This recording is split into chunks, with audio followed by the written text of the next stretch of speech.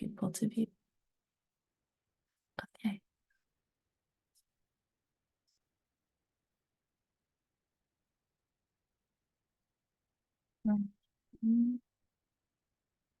All good on the slides?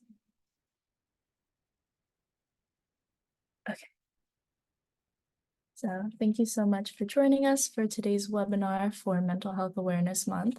My name is Mina Sarmas. I'm a research fellow of the Filipino Young Leaders Program /TAYO. On behalf of PhilPro and TAYO, we have the pleasure of hosting this with our very own Dr. Isa Palma. So just as a quick announcement for PhilPro, we are an organization established in 2012. It's a network of high-performing next-generation leaders who advance the Philippines and the Filipino people through their advocacy and expertise. So they are currently taking applications for their immersion program for 2024 in the fall. Applications are due no later than Friday, May 31st at 11:59 p.m. Here's a quick video to show you a bit about the program. Oh. Good morning. Cute. I love this. So pretty. I love it.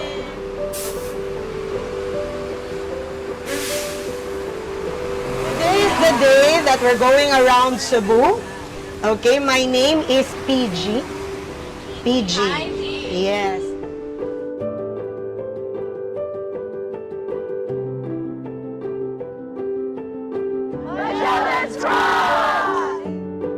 Hi, we're out here in front of Magellan's Cross and the Basilica of the Santo Niño. It's pretty exciting to have a tour of this area. It's like very important for Philippine history. It's really very interesting to learn that we have such a colorful history and also just the different traditions going on. It's especially interesting for me because I recently went to Magellan's house in Portugal. So it's interesting to compare the story that the Filipinos have versus the Portuguese. So when the tides change, the waters goes forward, backward. So that's the sinulog dance. Forward, backward, imitating the flow of the water. Having a speaker like PG to talk about how she herself was inspired to become a tour guide because of the stories that we don't hear about as Filipinos, as Filipino Americans, has been incredibly heartwarming for me. And it's inspired me to continue on with, for me as a documentary filmmaker, as a storyteller, this is how we make change. We are able to tell stories. We're in a privileged position that we have the knowledge and we have the skills to make change through storytelling. Viva Señor! Santa Niño Church! What our tour guide said emulates the waves. It's like pretty fascinating just to see traditional Filipino history and like religion mesh with the religion that the Spaniards and the Portuguese explorer Magellan brought to Cebu and the Philippines. And so, I don't know, I feel like I just wanted to say thank you on behalf of PhilPro and everything that you've done for us today, because we can see your passion and your drive for wanting to tell these stories and being able to raise awareness and impact people outside of us, outside of these groups to do more.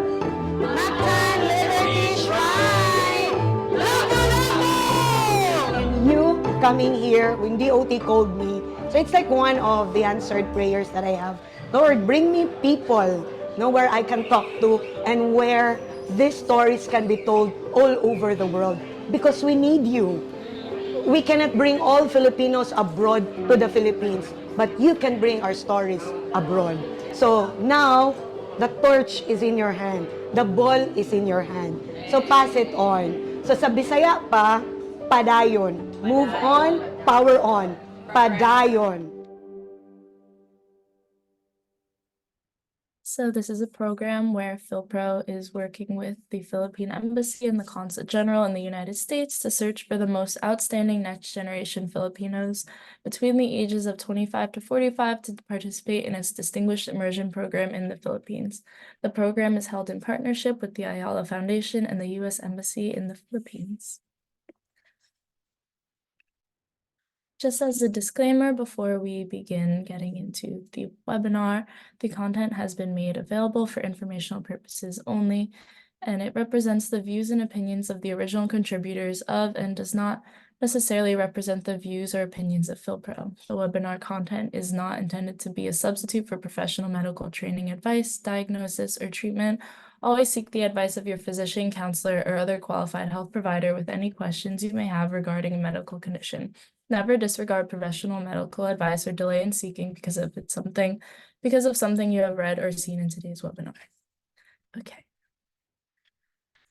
So today we have with us 3 special guests to discuss strategies and resources to help you achieve greater mental well-being. We will begin with Christine Melendres sharing about her work related to Filipino mental health care, then followed by Kyle Galimba running an interactive Maniwala session that encourages conversations around mental health, and then conclude with thoughts and insights from Dr. Joyce Javier and a Q&A session. It's my pleasure to introduce our first guest, Christine Melendres. Christine Melendres is a PhilPro Immersion Program alumni, having attended in 2023. She is the founder and CEO of Sweet Mango Therapy Group based in California. Sweet Mango Therapy is the first Filipino-owned psychotherapy practice dedicated to serving the Filipino XO and API community in the United States. She has also recently been appointed the Therapinay Bay Area chapter lead. Ms. Melendres completed her master's in social work at San Francisco State University and utilizes a culturally sensitive, person-centered, trauma-informed, and warm approach to her work. Our second speaker today is Kyle Galimba. Kyle Galimba, based in San Jose, California, is currently a manager of AANHPI engagement, cross-cultural innovation and engagement at NAMI, the National Alliance on Mental Illness, bringing experience from previous roles at the County of Santa Clara Parks and Recreation Department. Kyle Galimba holds a bachelor's degree in marketing from San Jose State University and contributes valuable culturally tailored insights to the mental health services industry. Last but not least, we have Dr. Joyce Javier with us, who is tonight's reactor panelist. Dr. Joyce Javier is an associate professor of clinical pediatrics and population and public health sciences at CHLA/USC. In 2007, Dr. Javier works clinically as a primary care pediatrician at Children's Hospital Los Angeles and Altamed Health Services. Dr. Javier's research expertise focuses on developing community academic partnerships to address pediatric behavioral health disparities among immigrant populations, especially amongst Filipino youth. She received her medical degree from UC Irvine and completed her pediatric residency training and academic general pediatrics fellowship training at the Stanford University School of Medicine. She also received a Master's of Public Health and Epidemiology from UC Berkeley and a Master's of Science in Clinical, Biomedical, and Translational Investigation from USC. Now, I would like to turn the floor to our first speaker, Christine Melendres. Hi, thank you everyone for having me. Can you hear me? Sounds okay. Awesome. So Sweet Mango was born in 2021 after a 10-plus-year career in medical social work. It was in response to the pandemic and seeing that our community was really struggling with grief, loss, trauma. And I felt called to form a community of healers and clinicians to respond to what we as a community were going through. And we're still continuing to go through the after effects of COVID, especially workplace burnout in the medical industry. Our specializations include anxiety, trauma, and depression. We do provide telehealth for individuals and families. We have 2 physical office locations, one in San Francisco and one in the East Bay in a town called San Ramon, for those who know where that is. We accept insurance. We accept Northern California Kaiser Health Insurance, and also LIRA for those who have a LIRA benefit, which is an EAP.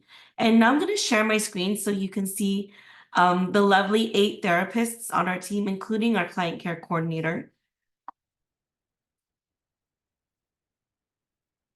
So there's me. Can you see my screen? Awesome. I'm an LCSW. I'm located in San Ramon. We have Nook Basto, who's Laotian. She is raising a Filipina. She understands our culture well.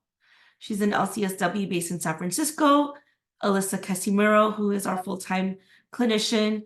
Nikki Abileta is located in Sacramento, and she specializes in helping the LGBTQ plus IA community.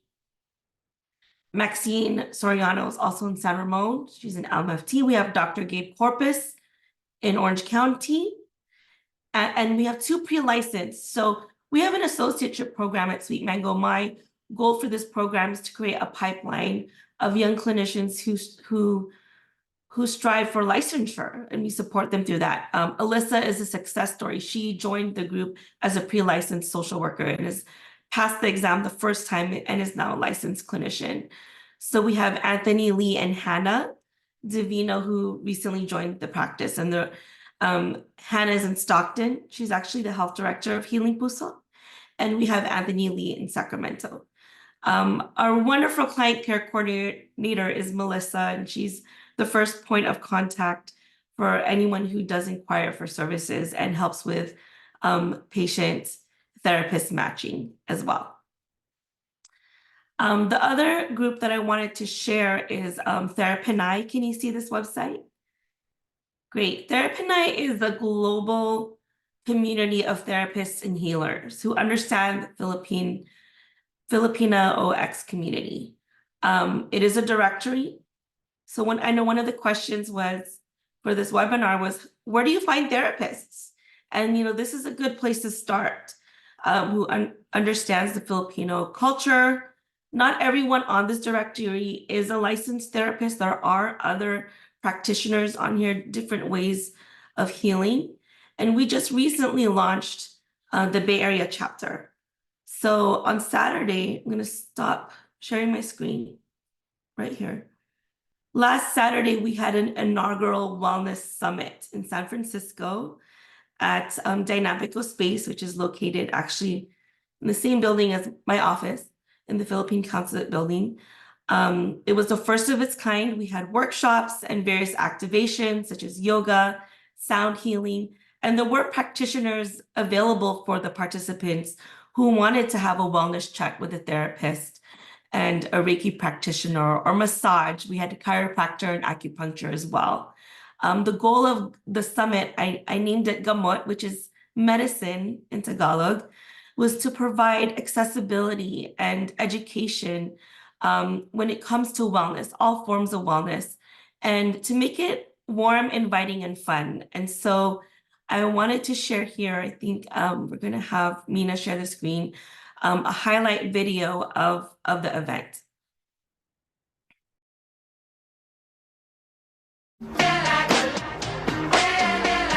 So today was Therapinai's very first Gamot Wellness Summit, and it was in the heart of San Francisco where Filipino Americans came together in search of healing. We started off this beautiful Saturday with a restorative yoga session, and then we ended it with a sound healing. We had mental health therapy, we had holistic healing, and we had empowering guest speakers who really guided us through our ancestral healing journey.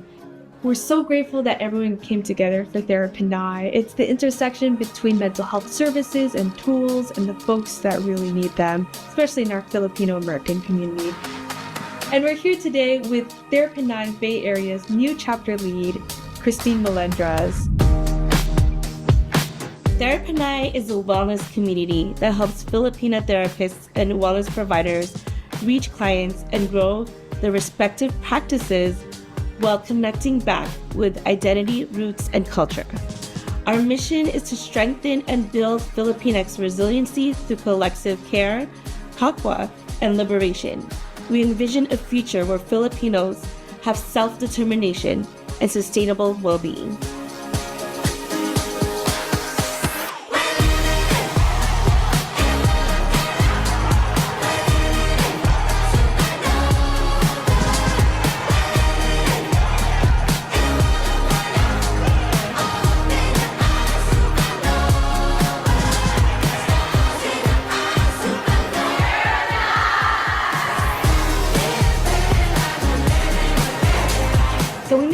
strides in destigmatizing mental health in the Philam community by hosting these workshops on guilt and the power of breaking the silence.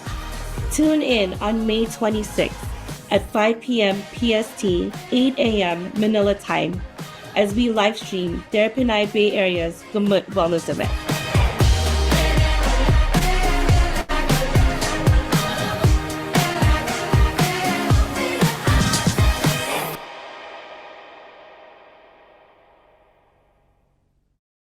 Thank you, Mina, for sharing that. I wanted to point out that we ended the day with a pre-colonial Kamayan dinner, hosted by Chef Yana Gobuena Babu. She is also a PhilPro delegate who just went to the Philippines last August with myself, and we had the mayor of Daly City there, Jocelyn Manalo, also provide the keynote. And so I say this because for those who are thinking about joining this year's immersion, is that you just never know who you're going to meet. And the group that I went with, we are a close-knit group. And as you can tell, especially those here in the Bay Area, we've already collaborated on projects together. So I think that is the beauty of PhilPro. And if you're truly considering joining, please do apply. And if you have any questions, I will be available to answer that. Thank you.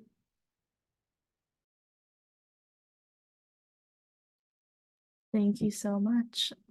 So now we're going to see questions at the end. I'm going to turn it over to Kyle Galimba to talk about his work. Thank you, Mina. Thank you, PhilPro, Dr. Palma. Great to see everyone. Thank you, Christine, for Sweet Mango Therapy. I'm really excited to hear Dr. Javier, your piece. Again, my name is Kyle Galimba. I'm with NAMI, the National Alliance on Mental Illness. We're the largest grassroots mental health organization in the country with 49 states and over 650 affiliates. And today we're going to jump into a Maniwala community conversation. Maniwala is part of our Sharing Hope initiative. Sharing Hope is our first initiative to connect mental health resources to minoritized communities and communities of color.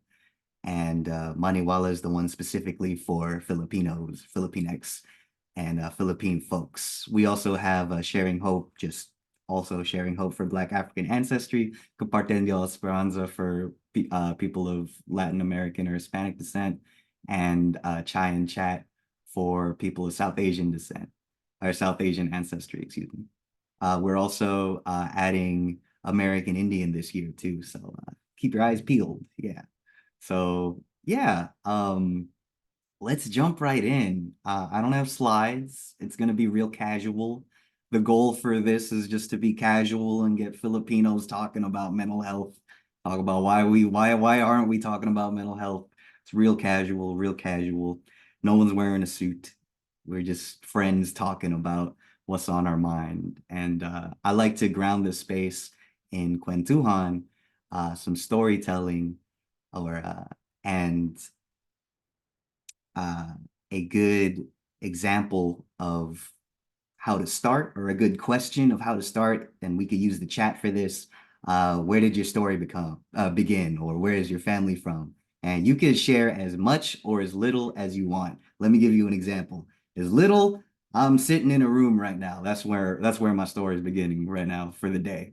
Or as much as you want. My parents are from Baguio. They immigrated to California in 1995, and I was born, or 1990, yeah, 1995, and I was born 1996. Been in the Bay Area ever since. And yeah, so yeah, go ahead, and if anyone wants to speak, or if anyone wants to put it in the chat, please do. You are welcome. Yeah, this is going to be interactive, so you could use the chat as much as you want, unmute your microphone, all that. Hi, I can go next. So my name is Isa Palma. My pronouns are she, her, and sha. My parents immigrated from the Philippines in the late 1980s during the Marcos era. My mom's family is from Pampanga, but she grew up in Tuguegarao in northern Luzon. And then my dad's family is from Quezon City. They joke that my dad was the scholarship kid from the barrio who got hit in the head with a dictionary and made it to UP. And my mom's family had like a great lolo who was actually an ilustrado at UC Berkeley in the early 1900s. So I've learned a lot about my own family history through being involved with PhilPro and other organizations. I'm just learning about kind of how our families came here. And so I joke, I'm an Iowa raised daughter of Filipino OFW immigrants who worked in healthcare in the rural Midwest. So that's me. Thank you. And I see you in the chat, Christine. Thank you so much. Anyone else like to go before we move on? No pressure. I'll go. Yes, Hi, please, Katrina. my name is Katrina. I was born and raised in the Philippines. I was born in Marinduque and I grew up in Occidental Mindoro and then moved to the city for high school in Makati and went to UP Manila for college. And now I'm here currently I'm in New Jersey. I'm doing rotations. My dad moved here when I was, worked also OFW for the, for all, for as long as I can remember. And then eventually he was able to take all of us. And then I came here before I was 18 so that it's easy paper. I don't have to stay here for a long time. I can just go in and out. So I came here before 18, like literally right before my birthday, so we can figure out like all the paperwork. So I got delayed for a semester in UB Manila, but it's all worth it. Now I'm here doing med school, almost done, and been working with Dr. Javier. I started with her a long time ago, like 2017 with FFHI, and then stopped for med school and then back with her. And she told us about this, and this is a great opportunity to meet other Filipinos, other kababayans, and especially talk about mental health, which is unfortunately still a very taboo thing in our community. So thank you for this platform. Of course. Thank you so much. Thank you for sharing. I see you, Mina. Thank you in the chat. Yeah, let's move on. Or no, yeah. Before we get into the video, I want to ask one more question. It's going to be what does Filipino mental health mean to you? Or when you think of Filipino mental health, what's the first thing that comes to your mind? This could be happy things, it could be sad things. It doesn't have to be happy. Yeah. We can use the chat. You can come off the microphone. You can listen to me talk, whatever you like. But what does Filipino mental health mean to you? Peace of mind. Yes. We hear a lot of rarity. We hear people say taboo. We hear people say, what are some other things? Self-love. That's what Filipino mental health is. Embracing our differences. Yeah. I'm Filipino American, second generation, so I fall in that little dance of being Filipino enough and everything. So learning about Filipino mental health for me has been able to get me closer to my culture. And yeah, healing generational trauma. Yeah, we hear a lot about colonialism and going way back, not even just our parents, our grandparents, our great-grandparents. We, Filipinos are a lot of folks that have a multi-generational households. And yeah, so thank you for sharing. I'm going to share a video. This is talking about mental health and family. We're trying to produce more videos about Filipino mental health. We're going to talk about Filipino mental health and community engagement, Filipino mental health and youth. But I've chose the family one today because I personally think it's the most relatable. And let's jump in. Yeah. Where is? Oh, that's why. Oops. Excuse me. Oh, thank you for joining us, Francis. There. and there. Listening to them. Yes. But and allowing them, di ba, Doktora? But listening to them, but allowing them to say things that you don't want to hear. Exactly. And being accepting of it. Exactly, which is hard. Yeah, because we always want our To children do the right thing. Yeah, we always want them to be happy. So they don't tell us when they're sad. They don't, yeah. That's really, Yeah. I think we should mention that because in most Filipino families, bawal lungkot. Ba't Yeah. malungkot? Wala kang Oo. gusto malungkot, nasa iyo na lahat. Yeah. Sad. The child hides it. And the child feels there's something wrong with me for feeling sad. Yeah. I remember, if you don't mind, the case, no, it's not the case of depression, but the mother brought in her child, she was about 5 years old, very, very sad. 5 years old. The child was saying, I'm so sad. And then the mother said, I brought my child here because I'm so concerned that she's so sad. When I asked, it's a simple question, but when I asked what happened, anyway, to make the long story short, her Lola, whom she was so close to, died. But I looked at her and I said, and I paused and I said, you know what? I think I'd be more worried if she wasn't sad. Like we don't allow them to be sad. Yeah. I think she should be sad. I think parents, at the end of the day, some parents would say, what made you happy? Today, actually, in our household, that's what we do. And I think I've shared this a couple of times already. At the end of the day, we ask the boys, what made you happy today? What made you sad today? That's the second question. That's pretty good. So that, that we're able to, whether it's like, an altercation in the playground or whatever, but sadness has to be part of the conversation as well. And you're saying to them that you accept Yeah. the emotion. And it's part of them. It's part of being alive. Yeah. Right. So for teenagers who may be watching right now, they're telling us, we have to wrap up, but I know the conversation has to go on beyond the 30 minutes that was given to us tonight. For teenagers who may think that there is no way out, what do you tell them? Dr. Honey, you go first, and I Shanae, think Victor, the because first- you've been going through I think around school. the first thing to tell them really is it's a sign of strength to ask for help. Asking for help is not a sign of weakness, it's a sign of strength. You're smart when you ask for help. You're being smart. I think maybe that's one important thing to tell them, is being smart when you ask for help. Shanae. Yeah, I want to tell them that it's not their fault. And it's no one's fault. It's everybody's fault. Yeah. But the last thing they should do is to blame themselves. And so, again, the same thing with Doctora. You need to ask for help. It's an illness. You need doctors, counselors, your parent. You need your parent to help you. And, they want to help you. Your parents want to help you. Maybe they just sound, rough or, parang nakakatakot. They tell me when I go to schools, we can't tell our parents because they'll get mad at us. Because it's the first thing that the parent will say, right? Most of the time, like, dapa yung bata, and then, ikaw talaga kasi, you're running so fast. Yeah. So, ano na lang, suffer that first.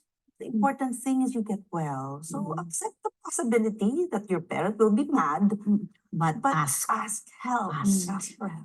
Think of it as a tummy ache. When your tummy hurts, You ask. you ask for help. Exactly. Yes. So it's the When your thing. heart aches, ask for help. So now we have to be aware there's a mental ache in your mind from thinking all these bad thoughts, these negative thoughts. Thank you. And the chat is going wild. Thank you so much. Dr. Javier, thank you for sharing the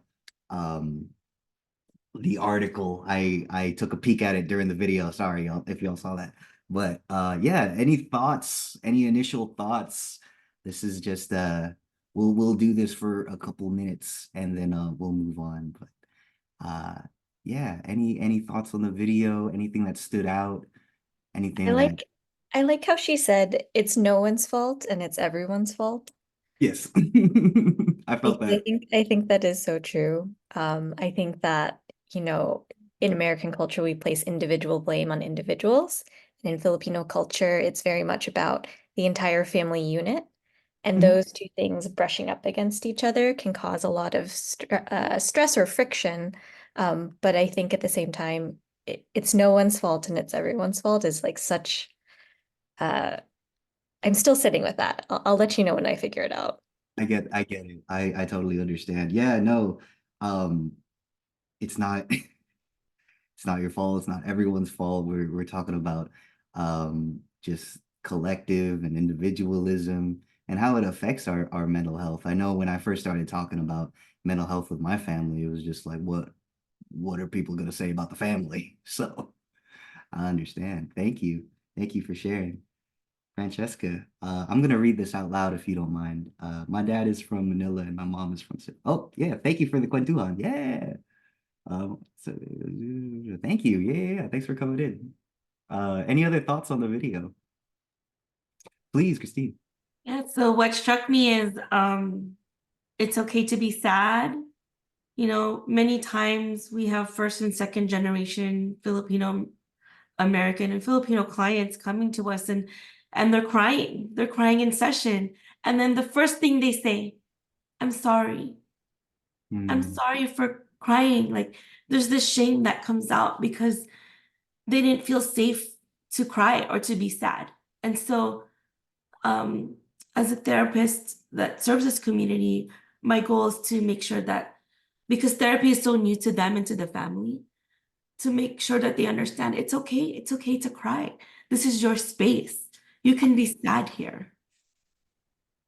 I like that. Yeah. And yeah, therapy is a safe place. And the first time I cried in therapy felt great. It felt so good. I just wanted to add, I really appreciated them talking about asking their kids to share, you know, what made them happy and what made them sad.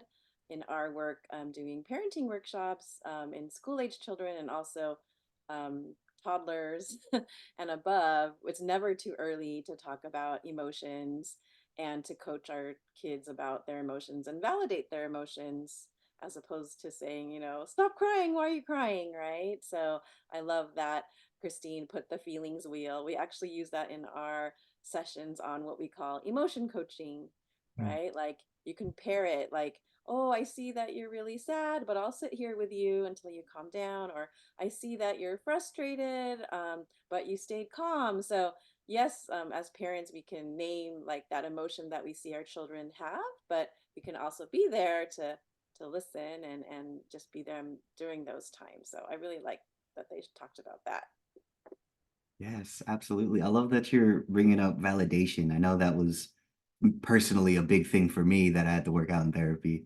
But yeah, no, just how do I talk to my family, my parents, in when feeling safe that, you know, if I say I'm sad, that they're gonna validate that I'm sad, or, you know.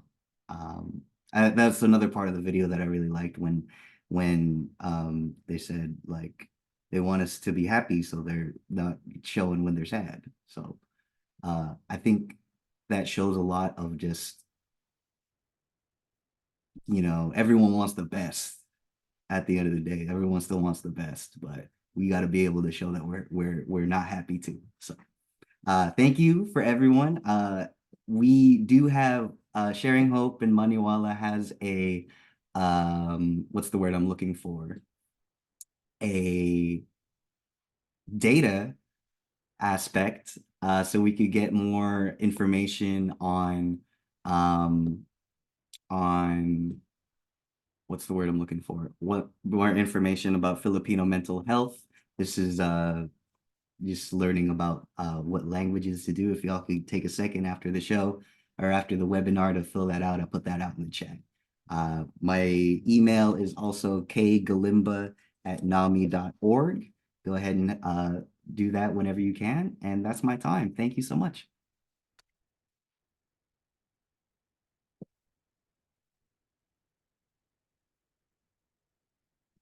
Oh, there is a part 2 and 3 to this. So if you are interested in part 2 and 3 of Maniwala, please in the email. Part 2 has a mental health practitioner and you can ask any questions. We'll just have more conversations.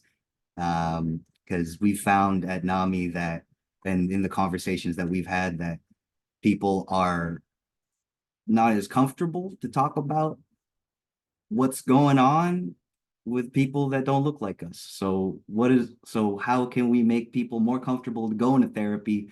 Let's have them talk to people that look like us, ask any questions they've always wanted to ask. And it's been real fun. So that's part 2. Go ahead and hit me up and I'll pass it on. Thank you so much. Thank you so much, Kyle, for sharing and running that session with all of us. It was really engaging and I think for me refreshing to talk about this topic with a group of other Filipino people. So I would like to now turn it to Dr. Joyce Javier to hear a little bit more on her thoughts about the topics discussed today and potentially how this ties to some of the work that she's doing now. Yeah, so good evening, and thank you so much to PhilPro and Tayo for inviting me to be a reaction panelist. I am not a PhilPro alum, but I'm a wannabe. I wish I could go back in time and go, but I'm very honored to serve as a senior advisor for Tayo Help.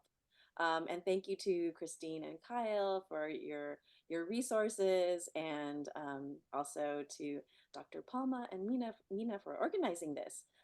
So, I think it's really nice to be here in collective to talk about mental health, as you know, because it's very stigmatized, and I can very much appreciate this kwentuhan that both of you have shared. So I can share just a little bit about myself. So I was born and raised in historic Filipino town, daughter of Filipino immigrants from Agoolang Union and Bacoor, Cavite are both of my parents. And growing up, was very close to my Lola, but I remember before she passed in her 90s, I really wanted to tell her, Lola, I love you, I'm sorry, and thank you for all that you've done for me.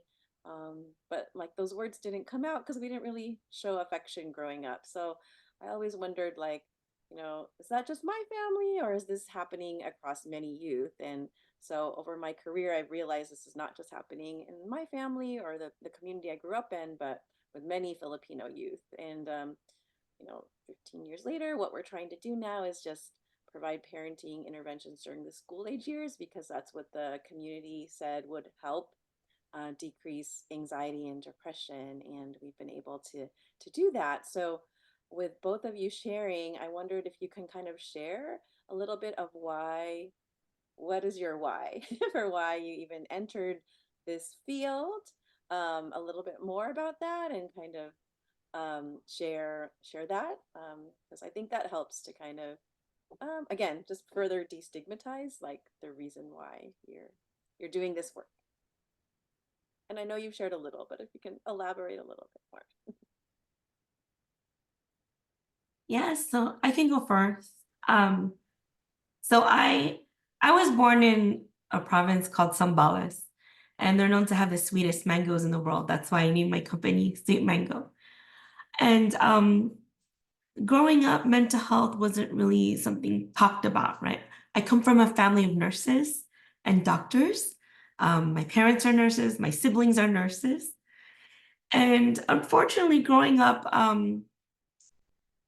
I've witnessed the heartbreaking consequences of mental health in my family, and also through a friend of mine who both unfortunately tragically took their own lives. And so I have experienced a lot of grief in my life. Those are some examples.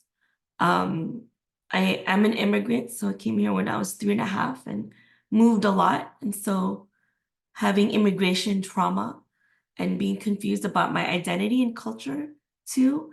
I was fortunate to grow up in a big community, a large family, in a church community. I think those were my protective factors, right?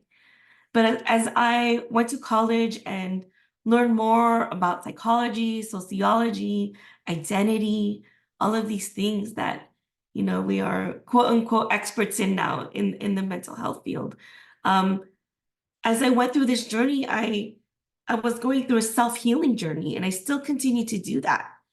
And I have this desire to not only heal myself, but heal my family and the generations after me.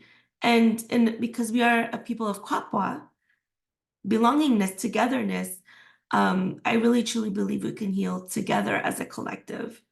And it can be in micro communities, in villages, in summits like on Saturday. I have this vision of expanding to retreats, right? I grew up in the church community where we had lots of retreats. And so being a mental health provider now, how, I'm trying to figure out how do I mesh the two worlds together so that our community can heal together. And so, I hope that answers that question. Yeah. Thank you so much, Christine. And I'm sorry to hear about your grief and just, inspired by you. When you talked about Saturday, I was also at a mental health conference planned in Southern California on Saturday. So down here in Southern Cal, they are mobilizing too. And it's so heartwarming when we've been in this work for so long to see there's the Philippine nurses of Southern California. They chose mental health as their topic. So it's so great to see the kind of older generation taking that and running with it and that was in collaboration with FOSG, which is with our like seniors. And I loved it because just like what you guys did, they made it Filipino. So there was line dancing in the middle with in between the sessions, and then a whole like I forget the holiday, but there was, it would totally look like a party and not just a conference, right? So like so yeah, I feel the the kind of kapwa, and I think like like that's what bayanihan is, right? Like so one of my colleagues said, when you go up, always reach back. So it really resonates with me, like you're doing this also like for the future generation. So thank you for sharing. How about Kyle, you want to share? Thank you. Thank you for the question. I got into this work. I'm a peer living with a bipolar disorder, or it used to be. I used to be living with anxiety and depression, and then I found out recently I got bipolar. So I don't know, or I'm living with bipolar. So I don't know if that means I have all three or bipolar now. But it's been a mental health journey, and I'm learning more about myself through all this. I'm learning to forgive myself. Um, when I got my diagnosis, it was just like reliving so many scenes of my life in a filter of just like, oh, I wasn't well, and being able to forgive myself for the things I did while not being well. So it's really long, and uh, my experience uh, brought me to NAMI because when I was getting therapy through um, school all of my life. I got started therapy in high school, and then I got it in college, and then I graduated, haha. And then, but I couldn't have since I graduated, I didn't have therapy anymore, and I didn't have insurance because it was 2020, and I had just got laid off because of COVID, and I didn't want to go through my parents' insurance because taboo. Um, the first time I tried to talk to my mom about therapy, she was just like, "Oh, go ahead and pay someone rather than speak to your own mom about it." So there was a lot of shame of just why would you do that, you know? So I was very avoidant, but I knew I needed help. So I heard of NAMI. I called up NAMI. I called up their warm line, and it was the first time I felt like I was talking to a person, and that they responded like, "Oh, I'm sorry to hear you don't have insurance. I'm sorry, things at with your family is taboo and stuff. Here are some options for you that don't need insurance. It's affordable, blah blah blah." And then that got me to actually right after that, that's when I started my medication. So thanks to Nami, I was able to get the ball rolling and find out all those things I mentioned sooner. So the reason I do this work is because I know there's other people going through the same experience as me. So whatever makes it easier for them, because it could have been easier for me.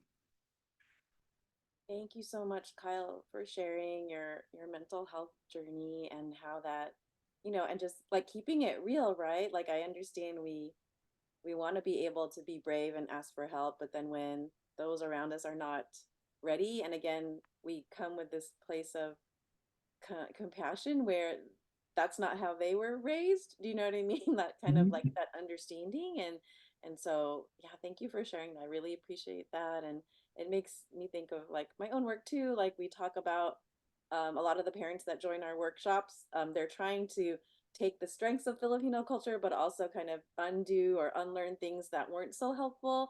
And so we do spend um, like we have a 12-week workshop, like half of the time is about communication and active listening and validating and um um yeah, just like communication, because that's also part of it as well. So thank you. That was like my main question. I would be happy to open up to those in the audience, or if Mina or Dr. Palma have anything else to add, or I can think of more.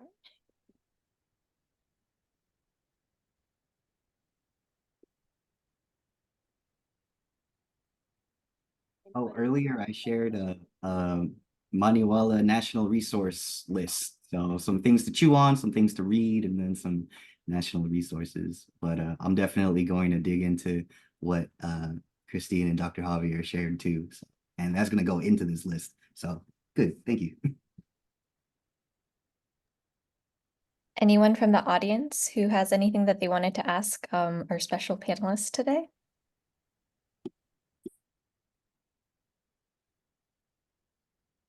If not, I can share just something about just PhilPro and just all these all of our community coming together. There is a lot of like passion at work that goes into this that I'm so honored that to hear about Kyle and Christine. And then in our own work, it wasn't so easy to get funding for the Filipino, community. And so we are doing a research study that is focusing on Filipino parents of children ages 8 to 12 in California. And it it was a $4 million grant from the federal government, but it took 6 years to get this funding. And so I just want to invite parents, if you're out there, we'll actually pay you to participate in this research study where we'll offer a free online parenting group. And if not for your own family, think about it as a gift to future generations of youth who are here. As a pediatrician, we are seeing a huge mental health crisis, and there's not enough therapists or psychiatrists or beds when we have suicidal teens to serve. So I think about like how can we prevent that, and we've shown that after 12 weeks of these workshops, children are reporting less anxiety and depression. So I see parenting workshops as kind of like a vaccine against future behavioral health issues. So let us know. And I want to thank the Filipino community for being part of this, because I could not have done it without the over 250 families who've already done our workshops. It's because of them that we can still offer it today. So thank you.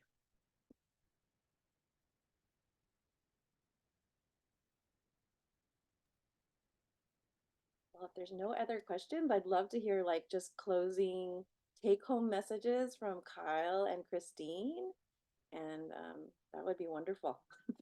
I did have one announcement. Yes. So 2 other delegates from last year, including myself. So we have Lourdes Muldray, who's a nurse executive at UCSF, and she's actually going to be inducted tomorrow as the president of the Philippine Nurses Association of Northern California. Myself and Paulo Roca, who is a professor and an emergency room nurse. Do you know Paulo? Yes. So we are, we He will was at that conference on Saturday. I tell Oh, you, it's a awesome. small world. And I've also Awesome. worked with Hannah Davino, so I'm like, we're all connected. Anyway, sorry, good. Yes, so Paulo and I and Lourdes, we are organizing a retreat in the Philippines. It's a pilot program this September 13, 14, and 15 in Tagaytay. And this is specifically for Filipino and PhilAm medical professionals and therapists. We're shooting for 20 participants, and have already been outreaching to hospitals and organizations in the Philippines and here too in the United States. So yeah, so I guess your question was some takeaways from today. I really appreciated this webinar. Thank you, Tayo, Bill Pro, Dr. Joyce, Javier, and Kyle for inviting me to be part of this. This is really beautiful to see. We all show different perspectives on Filipino mental health, and it's just a really exciting time to be part of this cause and this very important issue. And again, I just want to take away with gratitude, and I'm here for you if you need anything.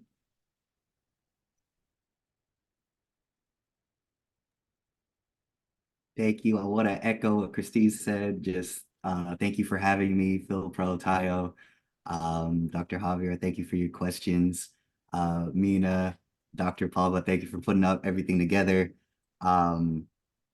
Couple announcements. If you want to be a Maniwala facilitator, our goal is to bring Maniwala, get as many Filipinos having these conversations as possible. So if you want, there's a training that you could go through, 2 separate trainings, and you get a NAMI certificate at the end. You could put that on your resume and say that you are a national NAMI facilitator, and you get a certificate that's signed and everything.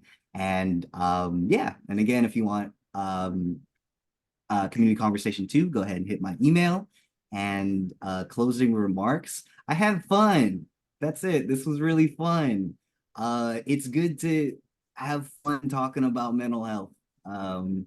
It doesn't have to be scary. It's fun sometimes. So yeah, thank you. Thank you all so much for sharing and engaging. I agree, this was very fun. So I guess just to close out, there's one thing I did want to share with you all as a crisis resource. So beyond 911, there's the 988 lifeline. But Dr. Palma just shared with me that there's a Tagalog, oh, I don't know why. Okay. There's a Tagalog specific resource for the 988 lifeline. Very exciting. I also wanted to share with you all the research project that Philpro Tayo is currently working on, which is titled the API Data Project. It's our Filipino Community Mental Health in Action. So just to quickly go over kind of the work that we've been doing. So we got the grant from an organization called API Data. It's a nationally recognized publisher of demographic data and policy research on Asian Americans and Pacific Islanders, based in UC Riverside. A lot of the work is on disaggregating the Asian American Pacific Islander data when we do research and report statistics. And in February 2023, API Data announced that they're looking to fund projects that increase social science data and research in Asian American and NHPI communities, specifically projects that expand public policy research. So we submitted a proposal in March 2023, and we were awarded the grant. This is a little outdated, it's not last month. So to go over what we already know, we know that mental health risks, behaviors, and outcomes for Asian Americans, more specifically Filipino American communities, are understudied in medical literature. Recently, we found disaggregated data show that there's a significant disparity when it comes to negative mental health outcomes for Filipino Americans. So this is kind of the background of this research that is ongoing, looking at mental health access and outcomes for Filipino American communities and how those relate to the implications of the COVID-19 pandemic. If you look on the left, we talk about the disparities that happened for Filipino Americans in California for COVID-19 related deaths. And also concurrently at the same time, there's a huge spike in anti-Asian hate. And we are trying to look at how those two things affected Filipino mental health, specifically in California for the study. So this is kind of the scope of the project. There's a lot of different pieces of it. We are conducting a literature review. We screened maybe 5,000 abstracts of primary literature. We are, over the summer, we'll begin our Kwentuhan leg of the research, putting out surveys, conducting interviews and focus groups, also doing community data review, looking at what resources are available in the communities. A lot of trainings available for the community partners in the PhilPro team. And one of our big final products of the project will be that policy report for the state of California showing that Filipino American mental health is a big issue, especially when you're looking at it in a disaggregated manner. Also putting together a community resource list, which brings us to our community partners that we have made through the process. We right now have, I believe it's 9 out of 10, and always looking for more. So thank you all for being here tonight.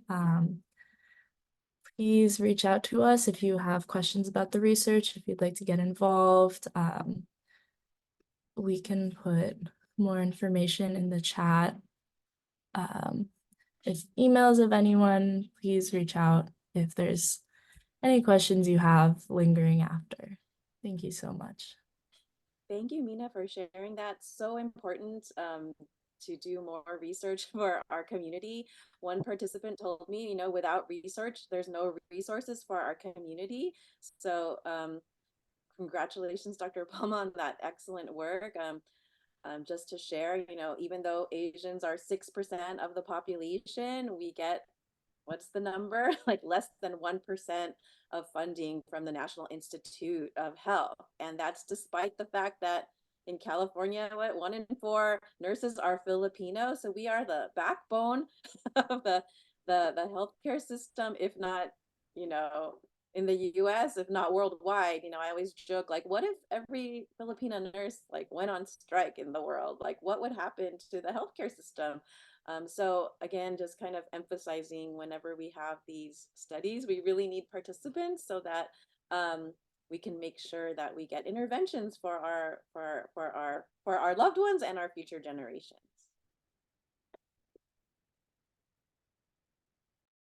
All right, maraming salamat everyone for coming tonight. I hope to see you again virtually, in person. Please feel free to contact us for anything at all. Ingat, salamat po, thank you.